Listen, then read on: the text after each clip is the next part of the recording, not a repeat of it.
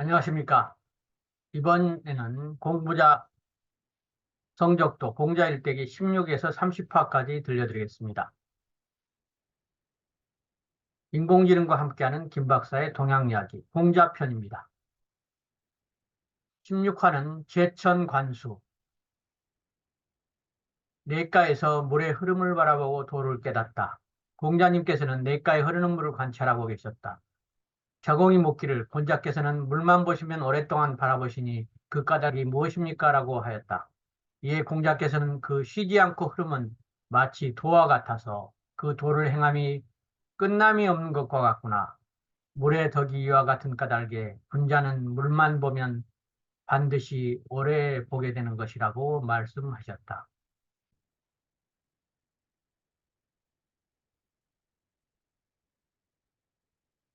우리가 전국에 가보면 관수정, 관어정 이런 데가 많이 있는데 공자님의 물을 보고 사물의 이치를 생각했던 그런 것들과 관련되어 있습니다. 17번 관기론도 사람의 그릇을 보고 도를 논하다. 공자께서 노나라 환공의 묘를 참관하시는데 거기에 어, 기우는 그릇, 그러니까 기울이면 물이 어느 정도 차면 기울어지는 그런 그릇이 있어요. 공자께서 내가 듣기로 이 그릇은 비면 기울고 중간쯤 차면 바로 다시 서고 가득 차면 엎어진다고 하더라. 명철한 임금은 그것을 지극히 훈계로 여겼느니라 하고 제자를 보고 거기에 물을 부어보라고 하셨다. 그래서 거기에 물을 부어보니 중간쯤 차니까 바로 서고 가득 차니까 엎어졌다. 공자께서는 크게 감탄하면서 어떤 물건치고 가득 차고서 엎어지지 않는 것이 있겠는가라고 말씀하셨다. 자루가 앞으로 나오면서 말하기를 감히 여쭤보겠습니다. 가득 찬 것을 지켜나가는 방법이 어떤 것입니까? 라고 묻자 공자께서는 덜고 또 덜면 되느니라고 말씀하셨다. 가득 채우는 방법은 항상 비우는 거라고 말씀하셨습니다. 왼쪽에 실제 가득 찬 물이 저절로 비워지는 것을 보여주는 그림을 그려보았습니다. 엽교 종로, 노나라 사람들을 따라 엽교를 하다. 엽교라는 것은 사냥을 하여 잡은 물건을 비교하는 것입니다. 고대 중국에서는 많이 잡은 사람이 적게 잡은 사람의 것을 가져다가 제물로 바치는 풍속이 있었다고 합니다. 이처럼 공자께서 노나라에서 벼슬하고 계실 때 노나라 사람들이 엽교를 하니 공자님께서도 엽교를 하셨다. 맹자는 이르기를 공자께서는 먼저 장부대로 제기에 알맞게 제기에 맞는 제물만을 차려놓으셨지 사방에 아무 것이나 제물로 쓰지는 않으셨다라고 하였습니다. 실제 잡아온 여러 가지 짐승들을 직접 그릴 수가 없어서 살아있는 채로 그려 모았습니다. 시서애약 19번 시서애약을 닦다. 공자님께서 43세 되시던 해에 노나라의 소공이 세상을 떠나고 소공 아우인 정공이 즉위하자 계씨가 정천을 쥐고 배신 신하들의 나라의 명령을 집행하니 나라는 극도로 어지럽게 되었습니다. 이에 공자님께서는 벼슬을 그만두고 물러나와 시서예약을 닦으니 제자들이 무리지어 모여들게 되었다. 이런 얘기입니다. 정치가 바르지 않으면 떠나서 시서예약을 닦고 도를 행하는 이런 모습을 보여주고 있습니다. 위편 3절 굉장히 유명한 일화죠. 책의 맨끈을 가죽끈이 3번이나 달아 끊어졌다. 공자님께서 위나라를 떠나 노나라로 돌아왔으나 노나라에서는 그를 끝내 등용하지 않았다. 공자님께서는 만년의 즐거운 마음으로 역경을 연구하셨는데 특히 역경의 서편, 단, 상, 계, 설계, 문헌전을 중심으로 연구하셨다. 어찌나 열심히 읽으셨던지 위편, 문자를 새긴 대나무가로 책을 엮은 죽간을 묶은 끈을 말합니다. 이게 3번이나 끊어졌다. 공자께서는 내게 역경을 공부할 수 있도록 역경이란 주역을 말합니다. 몇 번만 더 주어졌다면 큰 허물을 저지르지 않게 되었으련만 이렇게 말씀하셨다고 합니다. 20일 배조 우도. 살해하고 돌아오는 길에 우연히 만나다. 양화가 공자님을 만나보려고 하였으나 공자님께서는 그를 만나주지 않았다. 그래서 공자께 선물을 보내주면 자기를 찾아와 살해할 것이라고 생각하며 삶은 돼지 새끼를 한 마리 보내주었다. 공자님께서는 그를 만나기 싫고 살해는 해야 하겠고 해서 그가 없는 틈을 타서 그의 집에 가서 사의를 표하고 돌아오는 길에 우연히 그를 길에서 만났다. 양화가 공자님께 이리 오시오 내 그대에게 할 말이 있어 하고는 고배를 품 안에 간직하고서도 나라가 어지러운데 쓰지 않는 일은 어질다고 할 수 있겠소? 라고 하였다. 공자께서는 옳지 않지요. 라고 대답하셨다. 다시 양화가 정치에 참여하고 싶어 하면서도 자주 그 기회를 잃는 것을 슬기롭다고 할 수 있겠소? 라고 물으니 공자님께서 옳지 않지요. 라고 같은 대답을 하셨다. 그러자 양화는 날과 달을 지나가고 세월이 항상 우리와 함께 머물러 주는 것은 아니지요. 라고 말하였다. 이런 말을 듣고 설득을 당하여 공자님께서는 좋습니다. 내 장차 벼슬을 살겠소이다라고 말씀하셨다고 합니다.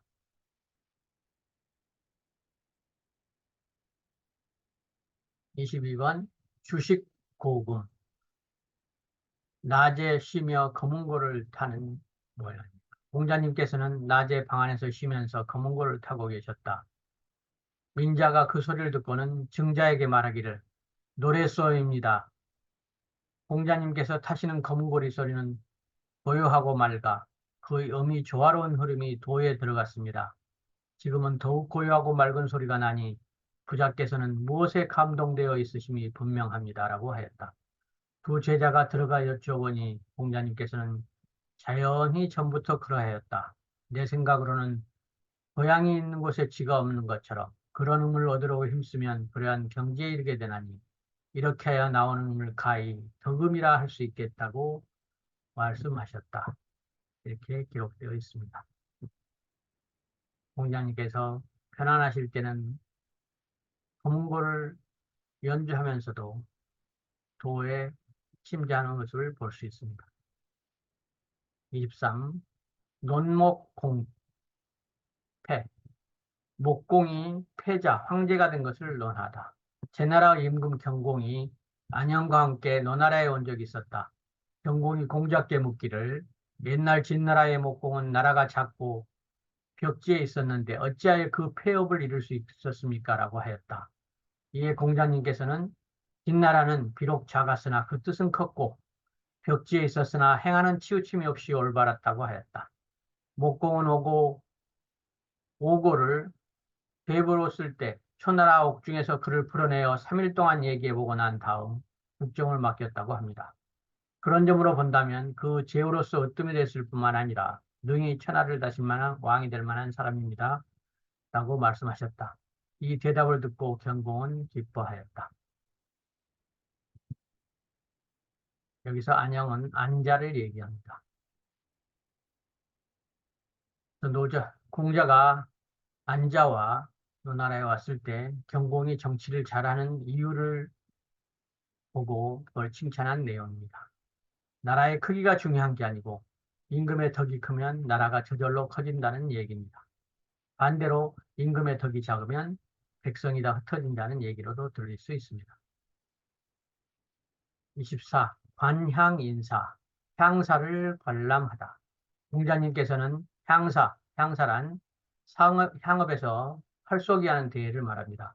이것을 관람하면서 소리를 내며 나가는 화살이 관역을 뚫었을 때 그 관역은 그 사람만을 어진 사람이라 하겠는가? 그러면 관역을 맞추지 못한 사람은 어찌해야 맞출 수 있겠는가?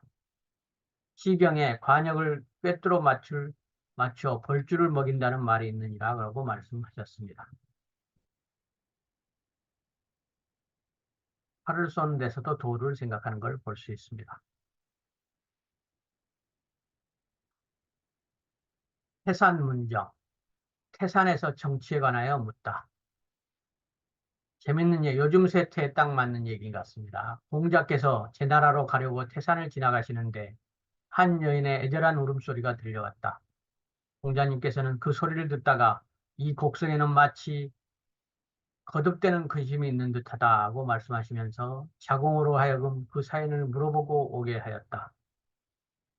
자공이 가서 물어보니 전에 시아버지가 호랑이에 물려 죽었고 또 내 남편이 호랑이에 물려 죽었는데 지금 내 아들마저 그것에 물려 죽었으니 얼마나 슬픕니까? 라고 하였다. 자공이 그러면 어찌하여 이렇게 무서운 곳을 떠나지 않는 거요? 하고 물으니 그 부인이 대답하기를 이곳에는 가혹한 정치가 없기 때문이라고 하였다. 이를 듣고 공자님께서는 가혹한 정치는 호랑이보다 더 사나운 것이구나 라고 말씀하셨습니다.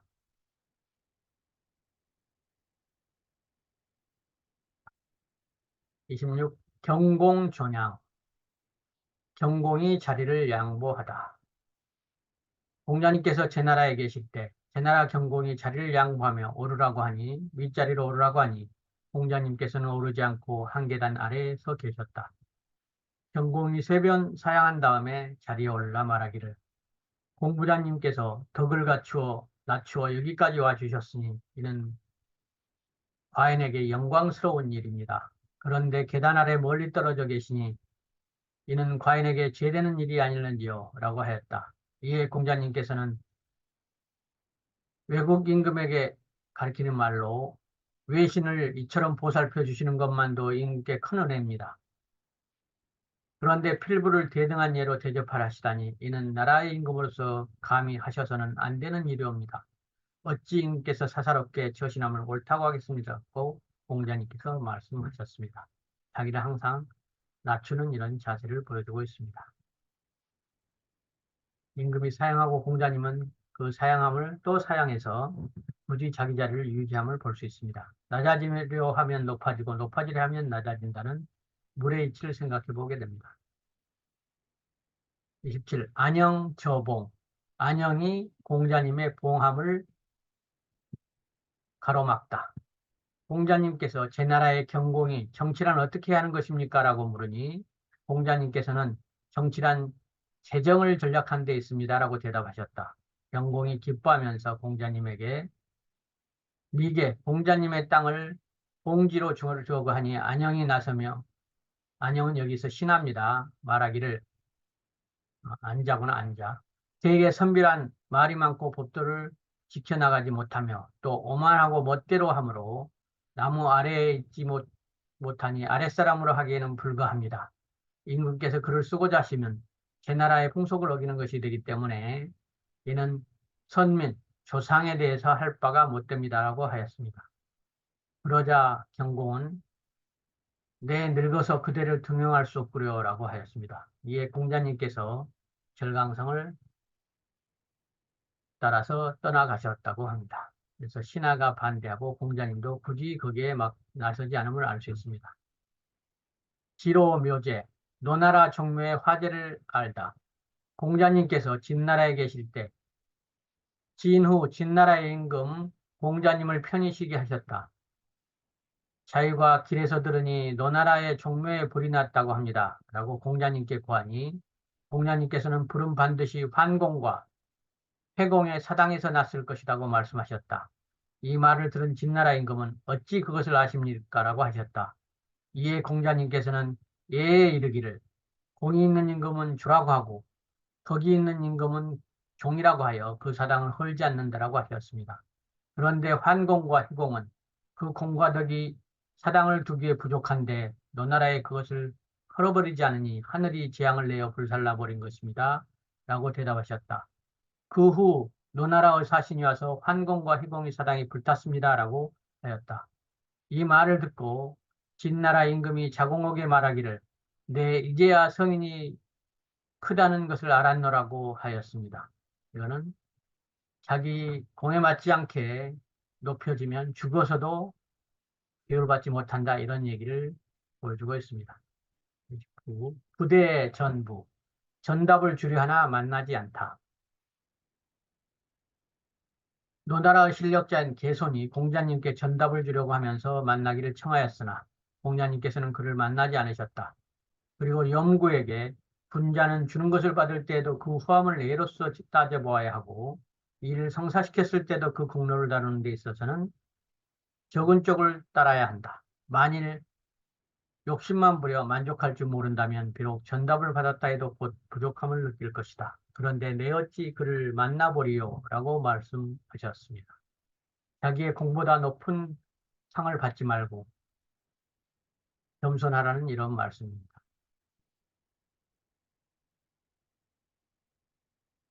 30. 수희 분해. 곡식을 받아 나누어 주어 은혜를 베풀다. 계환자가 천종, 대부 이상의 복록을 가진 자를 말합니다. 천종에 해당하는 곡식을 공자님께 드렸다. 공자님께서는 사양하지 않고 받으신 다음 잠시 후 제자들에게 하나도 남기지 않고 모두 나누어 주셨다. 그러자 자공이 앞으로 나오면서 공부자께서 가난하시기 때문에 개손이 보내드린 것인데 이제 남에게 나누어줘 하나도 없으니 이는 개손의 은혜를 저버리신 것이 아니신지요? 라고 말씀하셨다.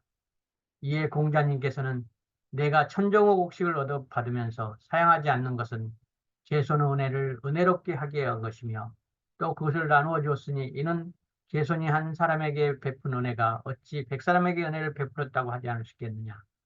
라고 말씀하셨습니다. 그 사람의 뜻이 선하면 더 선하게 베풀고 뜻이 약하면 아무리 큰 것도 받지 않는 공자의 마음을 알 수 있습니다.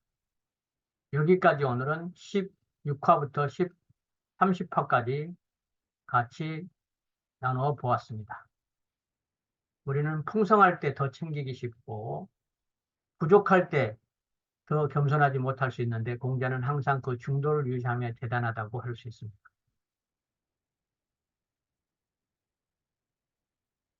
오늘의 내용이 유익하셨고 재밌다면 구독, 좋아요 눌러주세요. 오늘은 특히 위편 3절 구절이 가장 많이 생각나는 것 같습니다. 감사합니다.